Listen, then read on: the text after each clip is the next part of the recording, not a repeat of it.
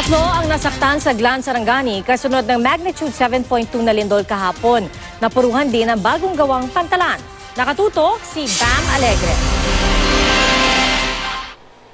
Nakatambay lang ang mga rider na ito sa National Highway ng Glan, Sarangani nang biglang yumanig ang magnitude 7.2 na lindol kahapon ng madaling araw.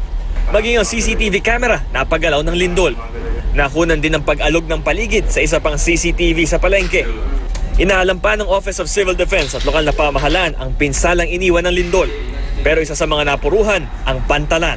Pansamantala munang hindi maaaring gamitin itong pantalan ng Glan sa Sarangani dahil ito yung bahagi na tila nahiwalay at lumubog daw ng 15 sentimetro. Ito rin ang makikita dito sa kalapit na gusali na may mga bitak. Kahit 2016 lang itinayo, nagkabitak-bitak pa rin ang gusaling ito ng Philippine Ports Authority. May cracks din sa munisipyo ng Glan, lalo na sa ikatlong palapag at sa istasyon ng pulis at community hospital. Dito nagpapagaling ang 16 anyos na buntis na nahulog mula sa sasakyan sa gitna ng evacuation. Sa Pacman Village naman sa Barangay Tango, di naligtas tirahan ang mga bahay ng 3 pamilya.